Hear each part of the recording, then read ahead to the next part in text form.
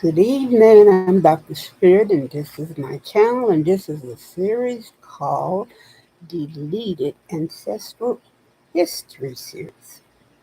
This is where I research things in history that's connected to the enslaved, and I give you the truth and nothing but the truth on that subject that I research on. And today, uh, I have the history of personal hygiene of the masters and the enslaved. May the words of my mouth and meditation of my soul be accepted and thine own sight, O Lord, my strength and my redeemer. Thank you for blessing us this day, and I plead the blood in Jesus' name. Amen. Now, let's see here. What are we going to find out today? Let's see here. Uh, let's see here.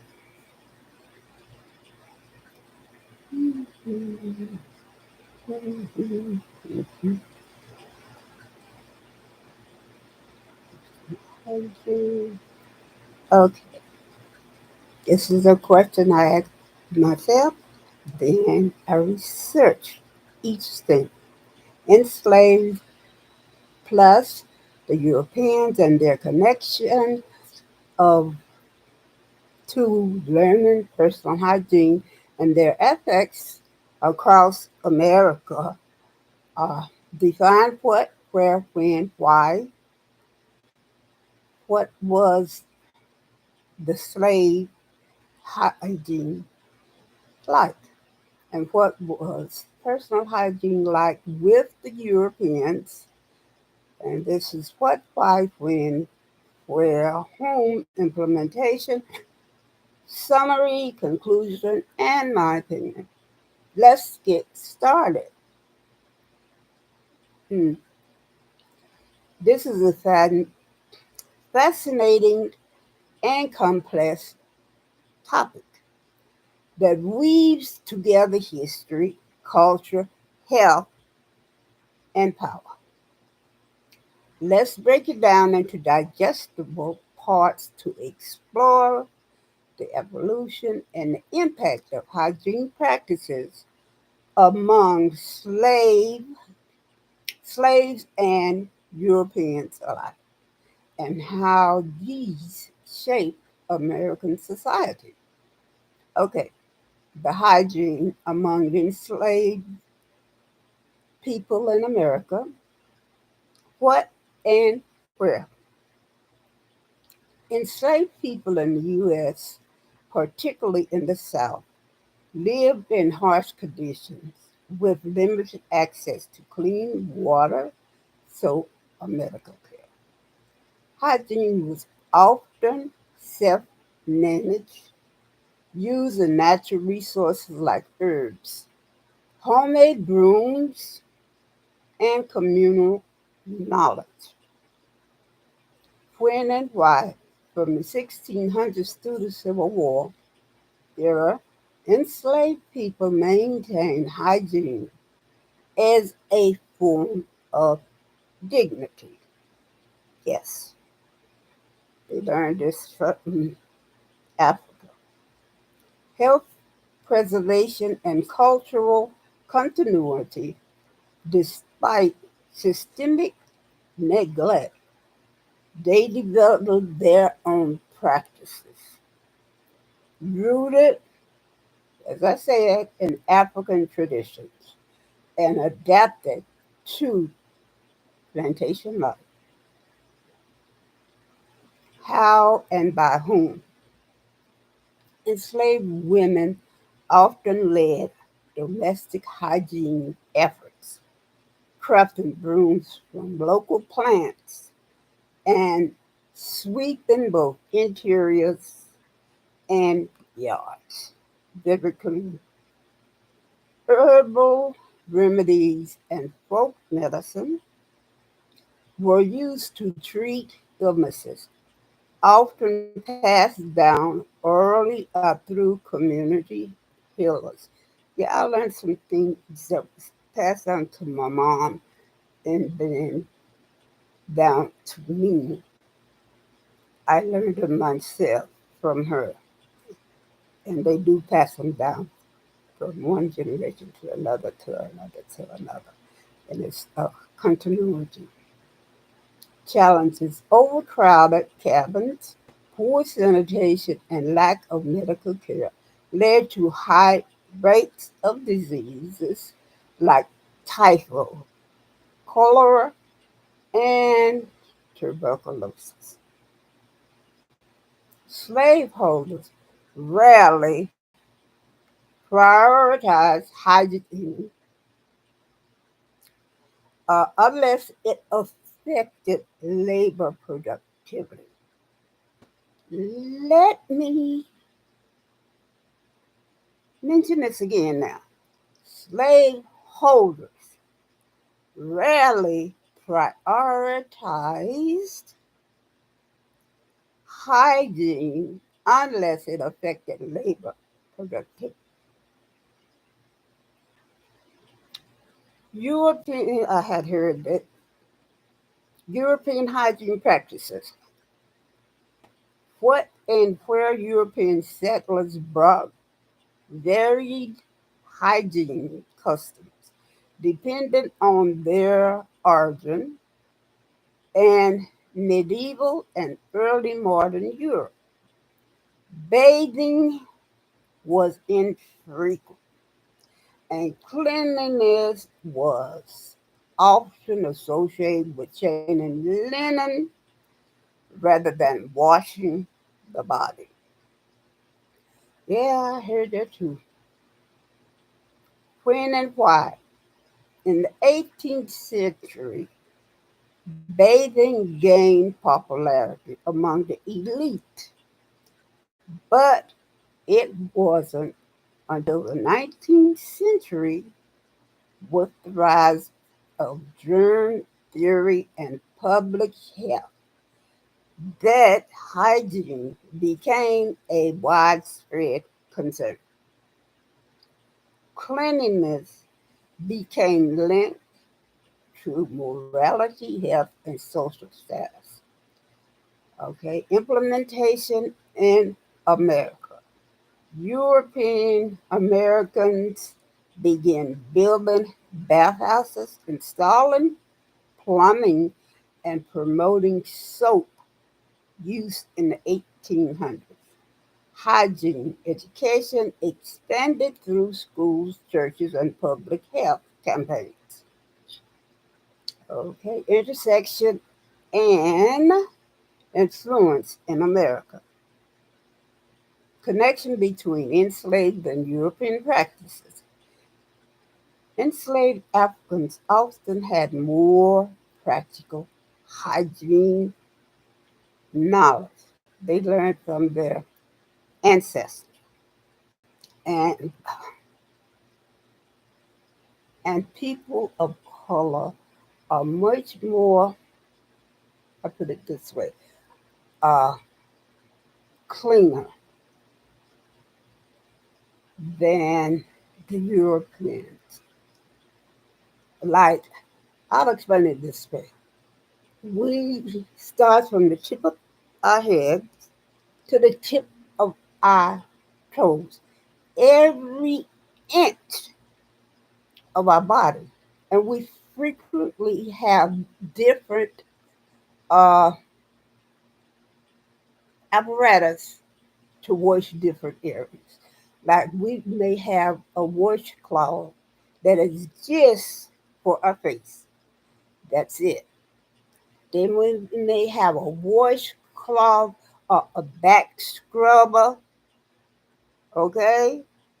And then we'll have something else, a brush or maybe some gloves to clean our legs and the personal parts. And then we'll have something else to clean in between our toes.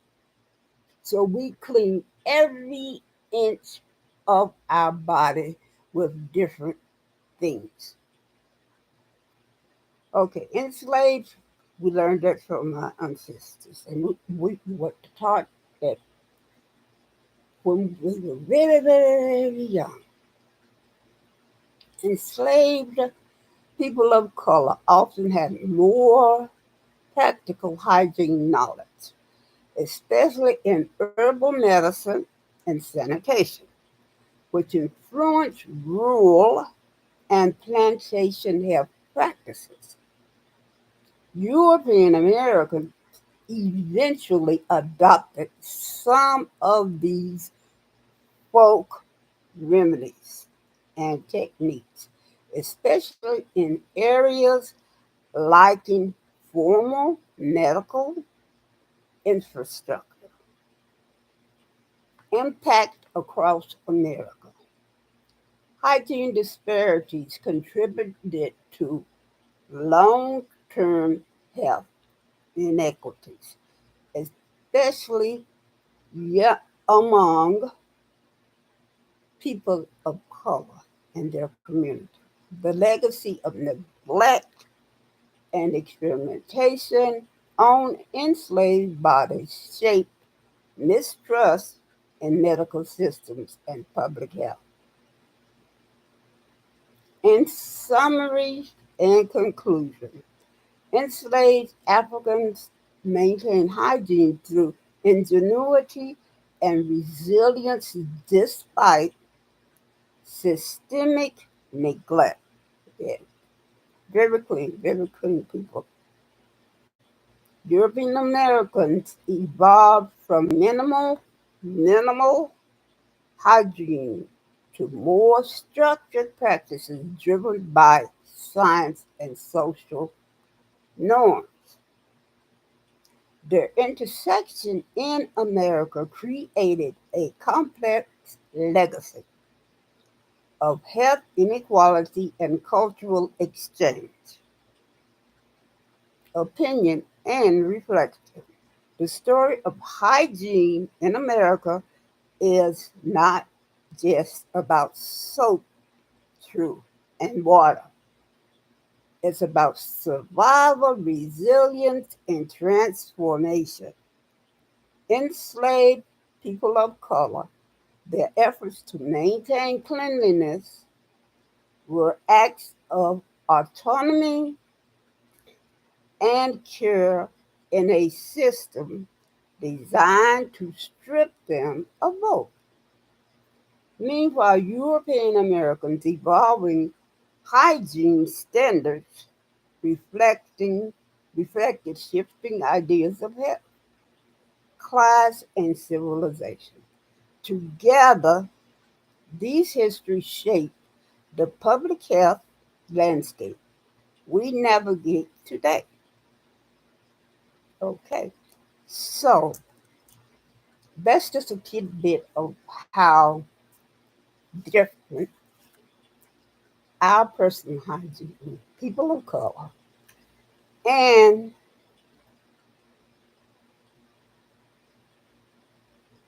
European people. Okay, now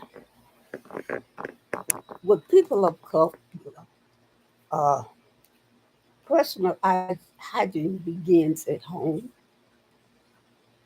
and cleaning or vacuum or whatever area from tip top to bottom. Okay, and whatever we decide to use, it depends on our allergies and stuff. There are certain things I cannot use to clean uh, my sheets or bedspread because I get allergic reactions. So I use something very strong to make sure that it's clean. I use tea tree oil, a couple of drops in the wash when I'm washing my clothing or sheets or whatever. And tea tree oil will get anything clean. I'm telling you, with a couple of drops. And that's how I clean my sheets and towels and clothing and whatever else. And I will use to dry them just one sheet of uh, dryer sheets, just one sheet. Because if I use something that's different, then I will get a allergic reaction. So with that, I have to be careful. And things like sprays to clean the counter and stuff that have, what do you call it? Oh gosh, Clorox in it. It hurts my eyes. It burns my eyes and my nose and lungs, and I cannot use it. Sometimes my daughter will use it like to clean the sink in the uh, kitchen, and I will have to close my bedroom door because I have asthma, and it may trigger my asthma. But with growing up and my parents and stuff, uh, we all the kids learn how to uh, keep ourselves clean, keep place where we live clean, and we make sure that it is very, very, very clean. When I was growing up, and each child had a different place to clean. Okay, I might have had uh, maybe the kitchen. One other child may have had the dining room. Uh, we had to even clean, wash the windows. Okay, and we learned use different things to make them sparkle. And then another person might have had washing. And when we grew up, there was a lot of us. So that person had to wash and dry and everything. And when I was younger, we didn't have a washing machine. We had a big tub that we washed our clothing in and a scrubber. It's like a tin thing about the size of a biscuit pan or whatever. And then it had these rolls on it. And we had to scrub with this. And after we washed everything, we had to go to maybe a stream. We had this, what do you call it? I forgot. Anyway, we had a well at one time in one of these streams. I forgot the name of it, where we got water from and carried them from that spot, filled up in big buckets, each one of us, and we would have it towed home.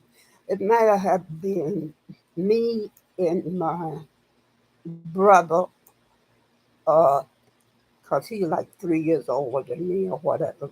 It might have been just both of us. And that might have been for breakfast, for lunch, and then two more of us for maybe dinner and overnight and for washing up, you know.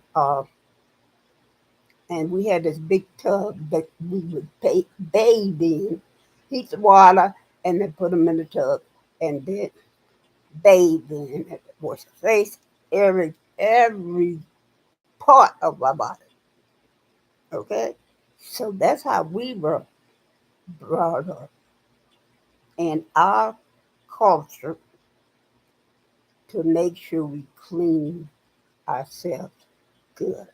And personal hygiene was like we may have had something, a specific perfume, deodorant, uh, sprays or powders or whatever for the personal areas, and we had a specific uh, cleanser for our face. Then we had shampoos and conditioners for our hair. So, and we had to be careful, especially me right now. I have eczema, and if I'm not careful, I may have allergic reaction. So I'm careful. I can't use perfume sprays uh, because I have asthma and I will have trouble breathing. And I tell you, sometimes when I get into an elevator in a big building or whatever, oh, some women, their perfume is so strong, I actually have trouble breathing and then they flare up my asthma. But with me, I can't use the sprays and stuff. I use these specific oils on my body, and they're not too strong. They're light, but they last a long time. And people have asked me, what do I have on? Sometimes I forget and I'll say, oh yes, this um, oils that I order, and that's all I use. And I may have like secret roll-on mattress spray, you know, for the deodorant. And like the oil, I will put it spots all over my body, and then I have the personal oils for the personal area. Okay, and that's how our tradition is. We are taught when we're young exactly what to do by uh, different things, the monthly thing and everything, and even down to my brothers and stuff. Uh, and we're taught how to iron our clothes once they're washed. Uh, and even the boys are taught to cook uh, by watching my dad cook, because my dad cooked. He can throw down, I'm telling you. Uh, he made biscuits from scratch. They're so good. Woo!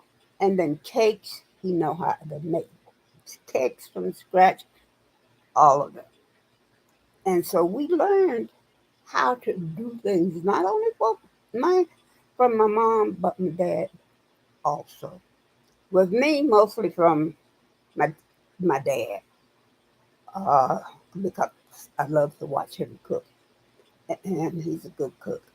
But bless his soul, and he has passed on, uh, and I miss him a lot. So that's how the people of color personal hygiene is compared to the Europeans. We get down with it. I'm telling you, it's. I'm telling you, we get down with it. Okay. The Europeans, I can't say because I don't personally know.